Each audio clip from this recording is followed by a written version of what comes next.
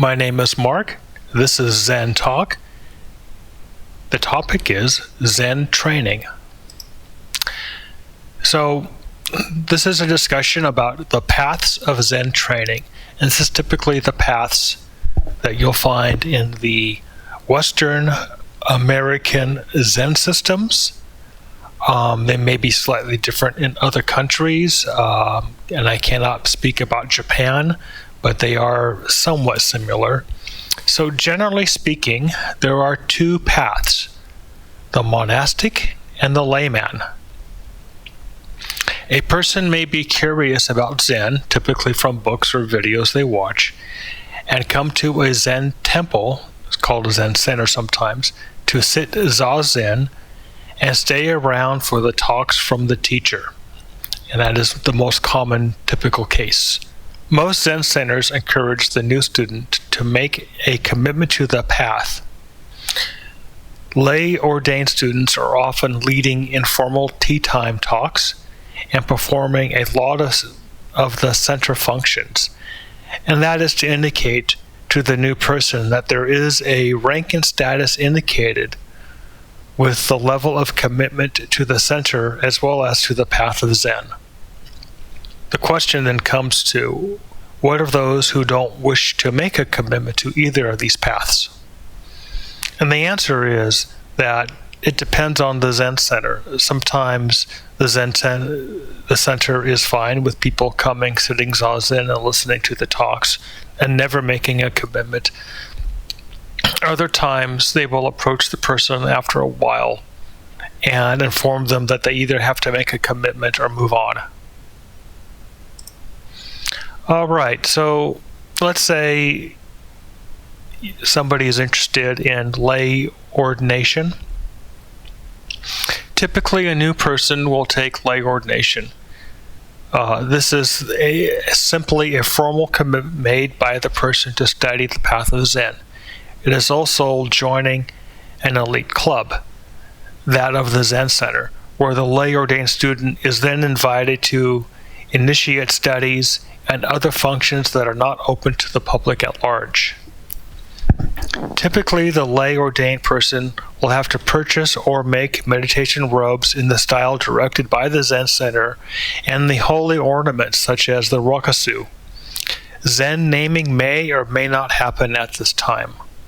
This picture here is the typical rokasu that you will see Zen students wear. The colors depend on the Zen Center, and this is what they call the Buddhist knot or the eternity knot, and sometimes you'll see this either embroidered on the rokasu, or this knot will be all by itself, maybe hanging as a necklace or as a pendant. And these can be the same thing, the symbol of lay ordination or the symbol of making the commitment to the path of Zen. It's not so much making a commitment to the Zen center, but that seems to be also implied when you wear the center's style and symbols. All right, monk ordination. Not all Zen centers offer the monk-priest path of training. This may be due to a lack of training temples available, or because the teachers and the Zen Center policies don't allow for that path. If allowed, it is often that the Zen Center requires one to be a lay ordination between 1 to 3 years. The Zen Center must make it clear to the student what paths they offer and what their requirements are and what the exceptions are, if any. If any of the above appears arbitrary and ambiguous, this is typically indicates that the Zen Center is having problems, and you might want to find another Zen Center to study with.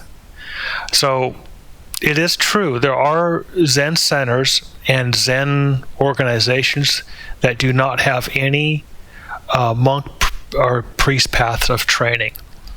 And this, you really need, if this is something that you are interested in, you really need to find out if this path is even available with the particular center that you are looking at And if it is, you really need to be clear what are the steps required to complete the path of the monk priest and what it takes to be termed in their ways as an official Zen teacher. Layman training. So let's say a lot of people, okay, they've taken the ordination as a layman, and this is kind of what you can expect. The typical layman training is Zazen instruction and Mondo, and this is the sitting face to face with the teacher. Ceremony assist, in other words, your incense handling, bell ringing, drum beating. So you're working with the priest, the monks, or the Zen teacher in ceremony. The study of Zen foundational books. So a lot of Zen centers, whether they be Soto or Rinzai, you will study the books of Dogen or the writings of Rinzai, or perhaps even other Zen teachers that they want you to study. Of course, you study the Buddhist sutras, and there's usually a collection of sutras that Zen people study. There will be some work projects, gardening, community work, temple building. Those are very typical work projects. Zen Center tasks and responsibilities, such as running the bookshop, repairs, cleaning, greeting visitors, and outreach projects. Some of the Zen centers may have a prison outreach project, or homeless, or feeding the hungry. So there could be a lot of various outreach projects. Some Zen centers offer different levels of layman training. Sometimes they call them discipleships. Others even offer layman transmission. These should be made clear to those who are considering the layman training at a Zen center. Okay, the layman life. So let's say this is kind of what a layman expects. The life of a Zen layman is typically one who is content with the teacher, the Zen center, and the layman path they are on. It is also that they may have a career, positions, social status, and family that makes pursuing a monk path impossible. One is always reminded of the legendary Vilamakirti, the greatest Buddhist disciple, who was a wealthy layman with many wives and a high social status. So this is important here. The path of the layman is no higher or lower than the monk path. So this is something that Vilamakirti has made very clear. You could also read the Vilamakirti Sutra. And when you read that, it becomes very, very clear that the layman and the monk they're just two different paths, but they lead to the same point. One is no higher or lower than the other. Or at least that's how it's supposed to be. And I know plenty of people that, they are very content with the layman path. I have talked to many who have 20, 30 years as a Zen devotee, as you would say, who indicated that, maybe when their children are all grown up and they got nothing else to do, they would take the monk path. But other than that, they were very content with what they were doing. Okay, so monk training. So typically, if one decides to take the monk path, if offered, typically a monk spends 1 year at a monastic training center. About every 3 months is a new training cycle in the monastery where new monks are initiated to the path, and older monks retake vows of commitment to the path. The monastic calendar is about 10 days of work and 1 day of rest.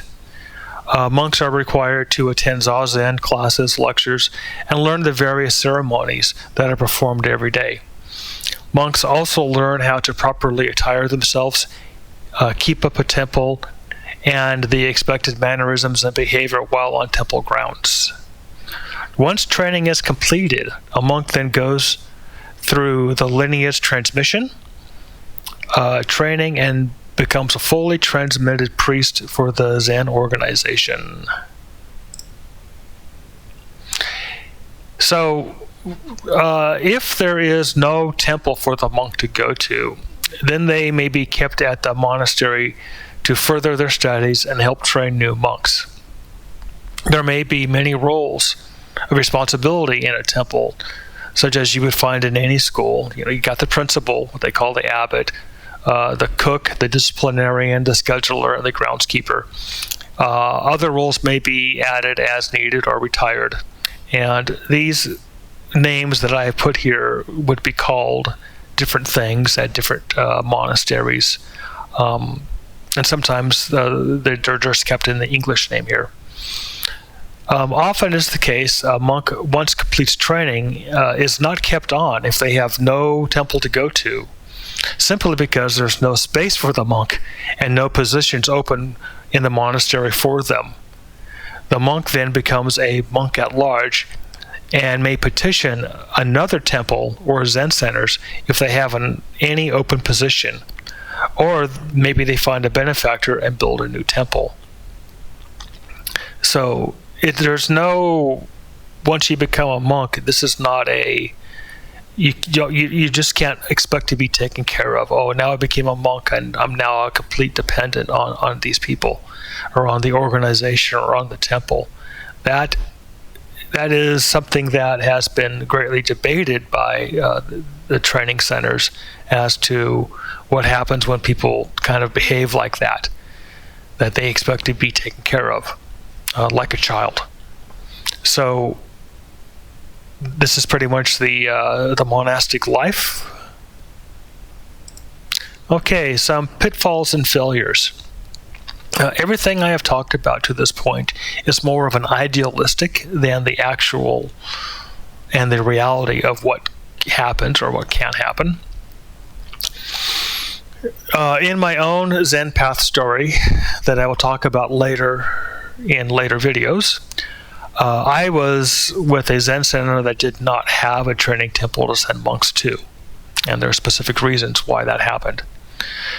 So when I expressed my desire to become a Zen monk and a Zen priest, I went to train at a monastery with a different Zen center.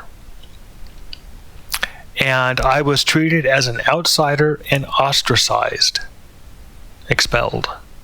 And I will talk about that in great detail in another video. Sometimes the internal politics of the monastic centers can be in turmoil, creating confusion, disarray, and disorientation for the membership. In the case of the monastic training center I was at, they were in the middle of impeaching their head abbot. That created a vicious internal fighting and bickering to where outsiders like me were treated as an interloper, unwanted, very much unwanted. That experience left quite the sting on me. Yes, I became a failed monk.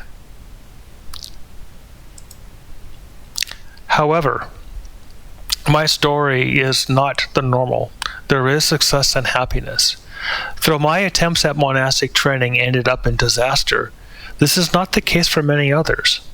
For most, the monastic training works out well, extremely well, and they become ordained monks of the Zen path. For many at the very same Zen center I started with, went to the very same monastery I did, though years later after I was there, and well after the controversies, and everything worked out well for them. They returned to be fully ordained and transmitted Zen monks and hold the rank of Zen teacher at the very same Zen centers that I started at. Now, I do have to confess to you that I hold a lot of anger and spite about what happened to me. It is now 26 years later, and I still feel the sting. I really do. It has taken me that long to even begin speaking about it, but it's the only way I can clean the mirror, samadhi. One never just gets rid of their scars of past stings. One just transcends them through relinquishment and forgiveness. Okay. thank you. Please remember to like and subscribe, and I will be posting videos about my Zen story. It's quite shocking.